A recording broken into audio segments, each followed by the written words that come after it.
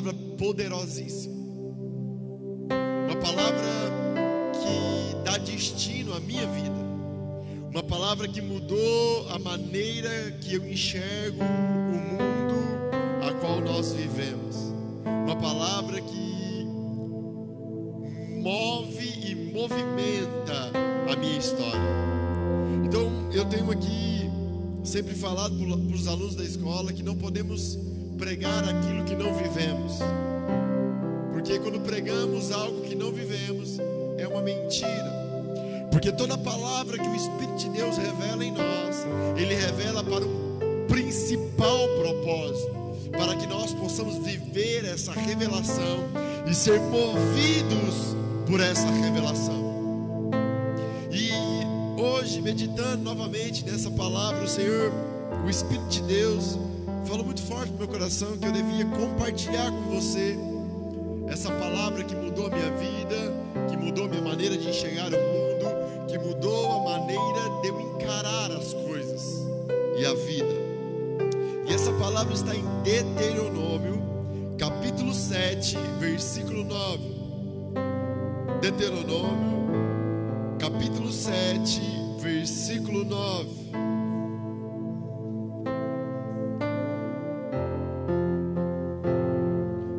Deuteronômios, capítulo 7, versículo 9, diz assim: Saberás, portanto, que o Senhor, o teu Deus, é Deus, o Deus fiel, que guarda a aliança e a misericórdia até 1000 gerações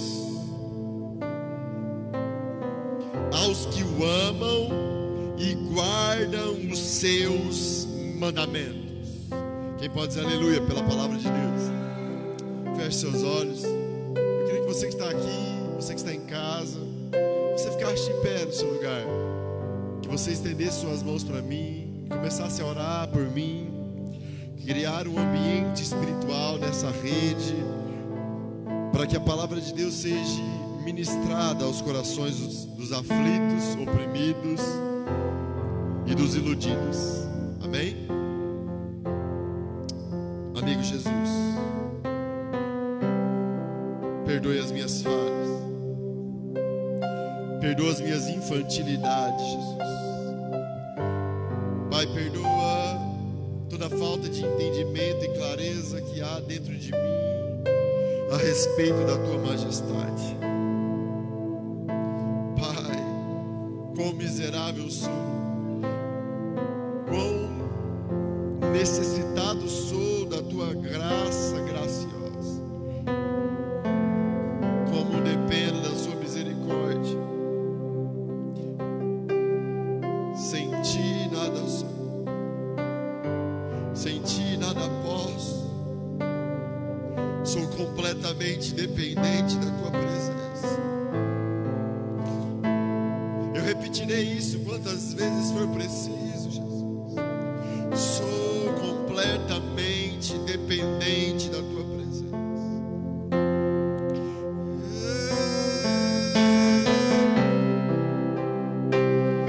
Completamente dependente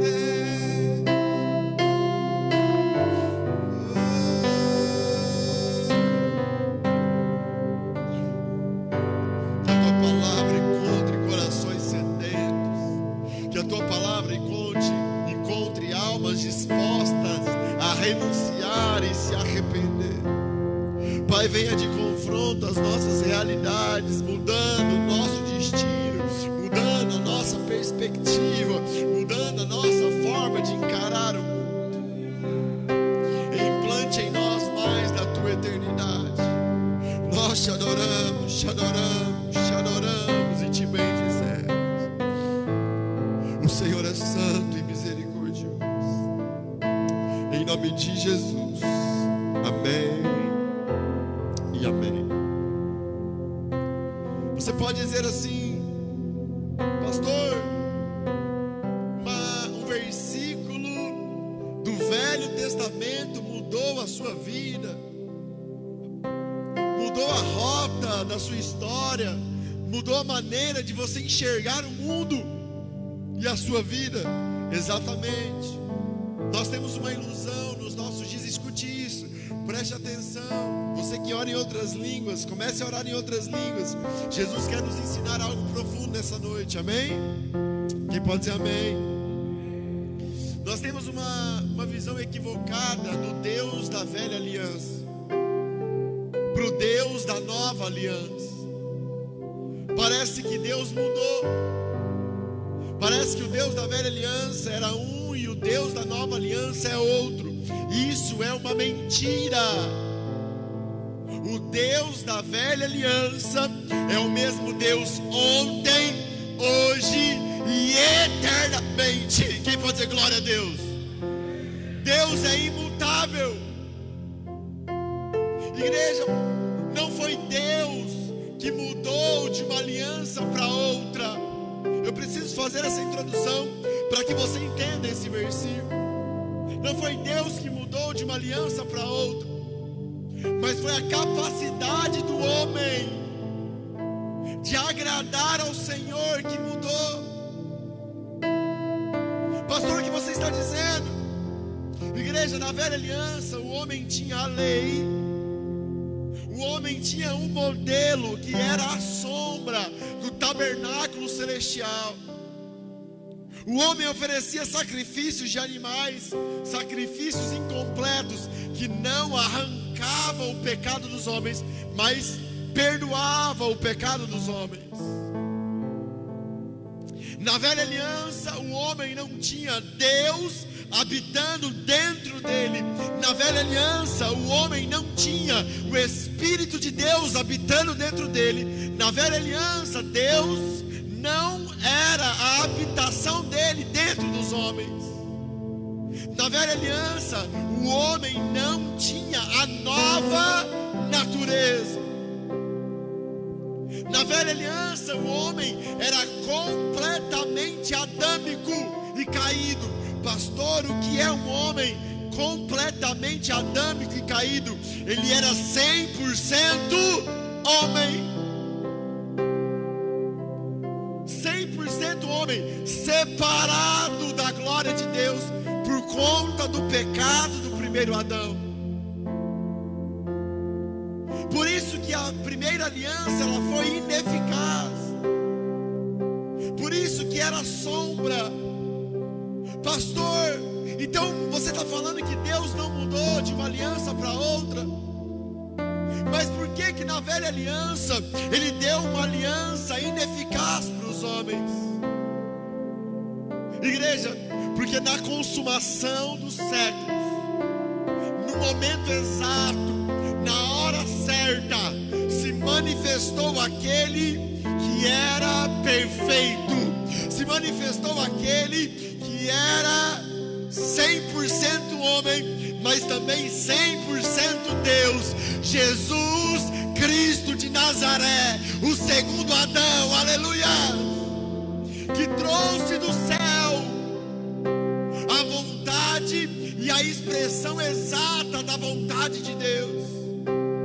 Jesus não era igual a Adão, ele era semelhante a Adão, porque ele era 100% homem como Adão, mas ele também era 100% Deus, porque tinha sido gerado pelo Espírito Santo de Deus dentro de uma mulher 100% adâmica.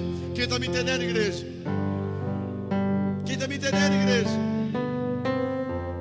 E na conversão dos séculos, o Pai da eternidade estabelece a justiça sobre a terra.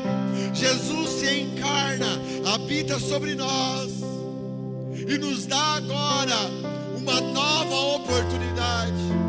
Que oportunidade, pastor? Jesus morre pelos nossos pecados. Ouvimos isso todos os dias. Jesus morre por uma geração caída. Jesus morre por uma descendência adâmica, 100% carnal e pecadora, que estava condenada ao pecado. E quando Jesus ressuscita, Ele sobe aos céus. E quando Ele entra na presença do Deus imutável, imutável. Fala para o seu irmão assim: Deus é imutável. Fala: Deus é imutável. Quando ele entra na presença do Deus imutável, depois de estabelecer a justiça sobre a terra, que era aceitar a geração adâmica, a geração caída, 100% pecaminosa, como ela era, porque na cruz Jesus morre e aceita os homens como eles são, 100% pecadores, descendentes de um Adão caído. Mas Jesus, ele ressuscita, sobe aos céus, e o primeiro clamor ao Deus imutável é, sabe qual é? Pai da eternidade, Deus imutável, eu clamo a Ti, que a mesma natureza que existia em mim, a natureza 100% Deus, que habitava dentro de mim, o Teu Espírito, o mesmo que me gerou sobre os homens, seja agora derramada sobre toda a carne. Sabe o que é isso, igreja? Que o primeiro clamor de Jesus foi: olha, Pai, dá agora aos homens a oportunidade que o primeiro Adão tinha. Porque quando o primeiro Adão foi formado, ele foi formado do pó da terra, mas Deus soprou dentro dele a vida. E ele, pela desobediência, abriu mão da sua parte divina e se tornou 100% homem. E por isso nós fomos nascidos 100% carne. Quem está me entendendo, igreja? Mas o segundo Adão, que era 100% homem, mas 100% Deus, era a semelhança do primeiro, não igual. Ele, quando morre, aceita os homens, sobe aos céus, clama ao Pai, para que eu e você, aqueles que agora creem no sacrifício do unigênito, possamos tornar iguais a Ele.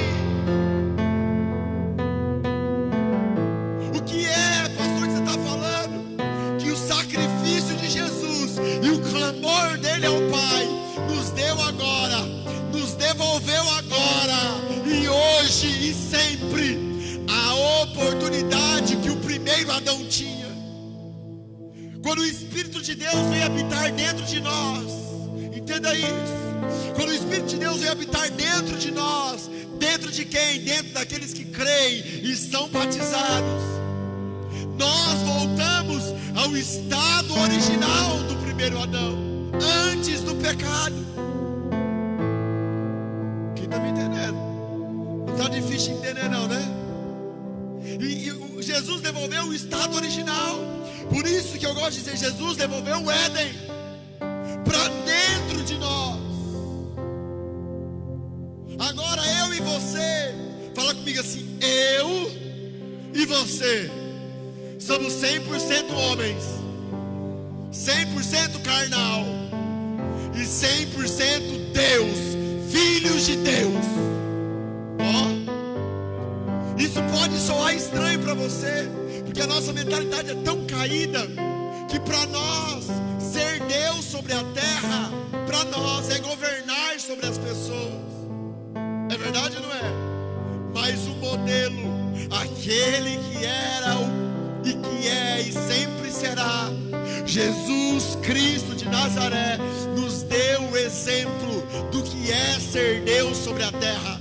Ser Deus sobre a terra é ser o menor. Ser Deus sobre a terra é ser escravo de todos. Ser Deus sobre a terra é morrer pelos seus inimigos e pelos perdidos e pelos pecadores. Pastor, por que você está dizendo tudo isso?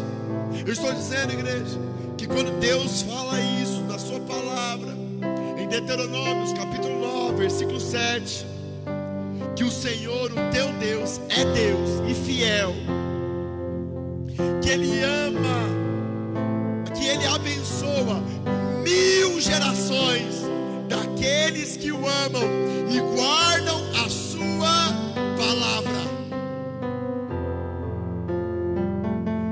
Eu contei toda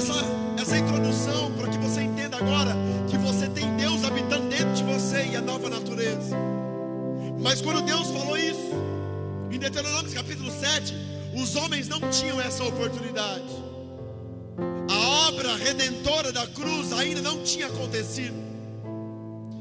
E por isso que foi impossível alguém guardar os mandamentos do Senhor.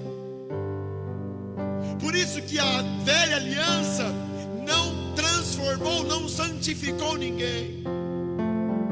Porque ela era incompleta. O homem tinha tudo.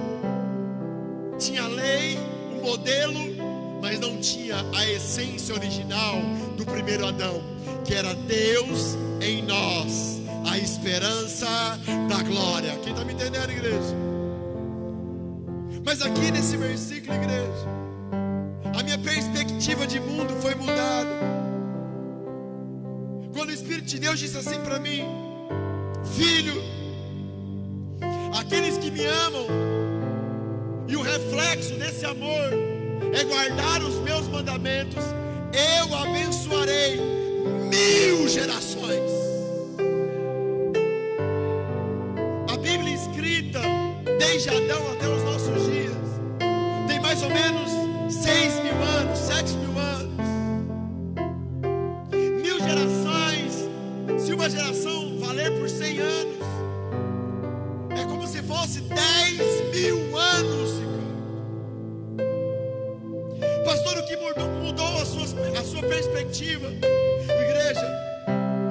Quando eu olho para esse versículo e entendo que se eu amar ao Senhor acima de todas as coisas, com todo o meu entendimento, com todas as minhas forças, com toda a minha vida, e o amor ao Senhor reflete que os mandamentos dele fluem de mim e das minhas ações, todas as minhas gerações depois de mim, todos os meus descendentes depois de mim serão abençoados por minha decisão, Alex.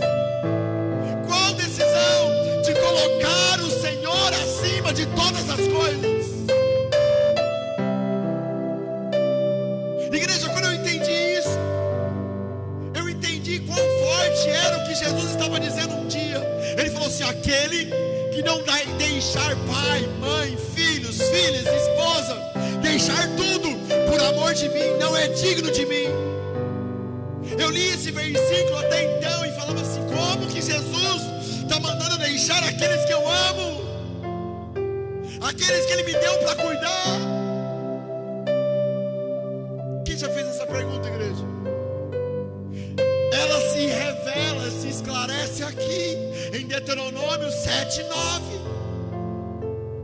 Quando eu amo o Senhor acima de todas as coisas, Ele é fiel. Quando eu abro mão de tudo e deixo tudo em segundo plano e coloco Ele em primeiro plano, quando de fato eu amo e esse amor reflete em mim os seus mandamentos das minhas ações, sabe o que acontece, igreja?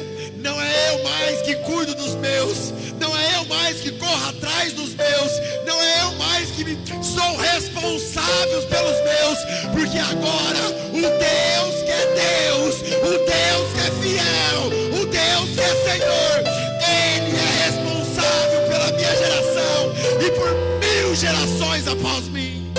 Aleluia! Quem está me entendendo, igreja?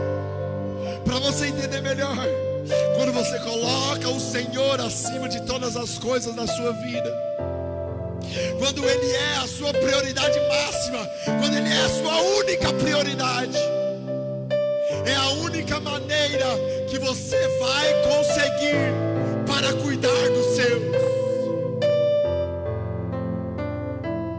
Porque em vão vigia o sentinela, se o Senhor não nos guardar. Quem está me entendendo, igreja? Quem está entendendo essa palavra, igreja? Só existe uma maneira de você expressar amor pela sua geração. Só existe uma maneira de você expressar amor pelos seus filhos. Só existe uma maneira de você expressar amor pela sua esposa. Só existe uma maneira de você expressar amor pela sua geração. Quando você decidir amar o Senhor acima de tudo.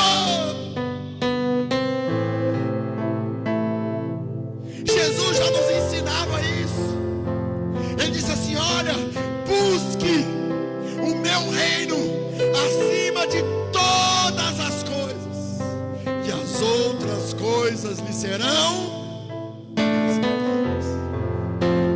Quem está me entendendo, igreja? Quem está entendendo essa palavra? Mas pastor, por que você trouxe aquela introdução toda sobre a nossa natureza, sobre a nova natureza que Jesus nos deu? Porque esse povo aqui não conseguia guardar os mandamentos. Eles não conseguiam amar o Senhor acima de todas as coisas, porque eles não tinham o Espírito de Deus, porque eles não tinham aquilo que os conectava, que nos conecta com o Senhor. Mas agora, Jesus, o nosso amado, o nosso Senhor, o que recebeu toda a glória nos céus e na terra, nos deu essa capacidade. Não pelos nossos méritos, não pelas nossas capacidades, não pelos nossos talentos, não, mas pela graça e misericórdia dele na cruz do Calvário. Quem está me entendendo, igreja? Quem está entendendo? Igreja, é muito simples, porque nos nossos dias vivemos dias difíceis, pessoas extremamente iludidas, pessoas extremamente perturbadas, pessoas extremamente confusas, como Paulo diz. Nos últimos dias sobrevirão tempos difíceis. Homens amantes de si mesmos, homens que declaram que o Cristo é o seu Senhor, homens que declaram que amam o Senhor acima de todas as coisas, mas homens extremamente preocupados com coisas transitórias e passageiras, homens preocupados em como fazer isso, em como fazer aquilo. Igreja, entenda algo: existe duas coisas no reino de Deus: a sua obra em Deus e a obra de Deus em você. A sua obra em Deus é conhecê-lo e prosseguir em conhecê-lo. A sua obra em Deus é amá-lo acima de todas as coisas, e a obra dele é fazer fluir todo o plano dele para você e para suas 1000 gerações, porque ele é Deus fiel. Sabe como nós estamos nos nossos dias? Presos e preocupados com o que vamos fazer para as pessoas, preso e preocupado com a aprovação dos homens. Fala, por quê, pastor? Porque não amamos o Senhor acima de todas as coisas. Quando não amamos o Senhor acima de todas as coisas, não vivemos plenamente na sua presença. E quando não temos a presença de Deus, escute isso: quando não temos a presença de Deus, nasce em nós uma carência eterna, infinita, invisível e real. E aí começamos a olhar para o mundo e para as coisas, e começamos a acreditar que essas coisas que devemos lutar para preencher essa carência. Às vezes com um casamento, às vezes querendo consertar alguma situação lá atrás com seus filhos. Eu não estou falando que não deva ter conserto, não me entenda mal. Eu estou falando que nada disso resolve o seu problema. Enquanto você não buscar o Senhor acima de todas as coisas, você não terá plenitude para andar naquilo que Ele tem para você. Me explica melhor: enquanto você não buscar o Senhor acima de todas as coisas, você nunca será pleno como esposo. Enquanto você não buscar o Senhor acima de todas as coisas, você nunca será pleno como pai. Se você não buscar o Senhor acima de todas as coisas, você nunca será pleno como empresário. Enquanto você não buscar o Senhor acima de todas as coisas, você nunca será pleno como pastor. Eu vou falar: enquanto você não buscar o Senhor acima de todas as coisas, você não será pleno como coordenador. Aleluia, falei. Quem tem ouvidos para ouvir, ouça o que o Espírito está dizendo à igreja. Porque a plenitude e a carência usufruir daquilo que Deus tem para você na cruz do Calvário. Quando a sua vida for amar ao Senhor com todo o seu coração, entendimento e força,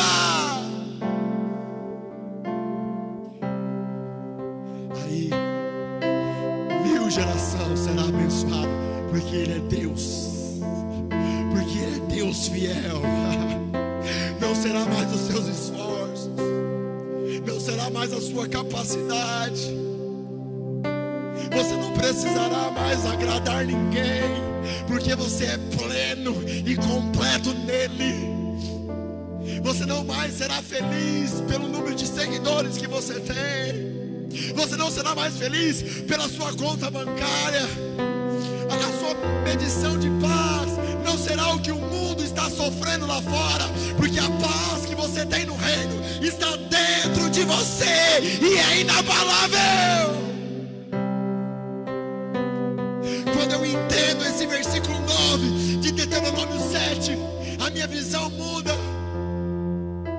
a minha vida muda, as minhas motivações mudam, o meu desespero muda, as minhas ambições mudam, os meus sonhos mudam, tudo muda. Eu tenho uma canção que eu canto para o Senhor, que eu digo assim: quando o Senhor me tocou, o Senhor roubou a minha vida. Quando o Senhor me tocou, o Senhor destronou os meus sonhos. Quando o Senhor me tocou, tudo ficou sem graça.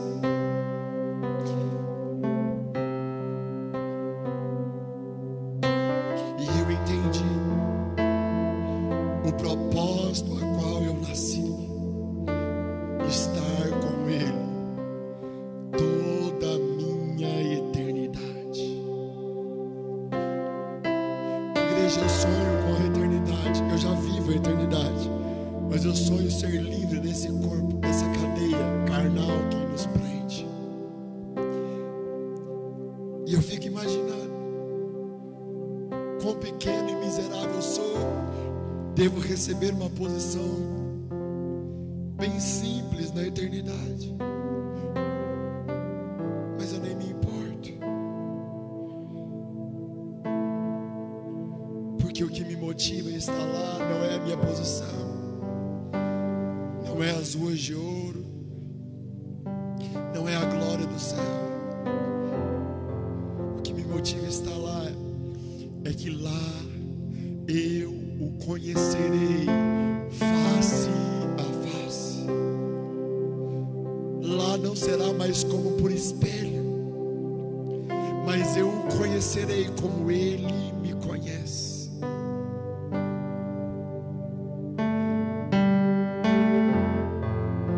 Igreja, o que tem faltado para nós nos nossos dias é a convicção da eternidade.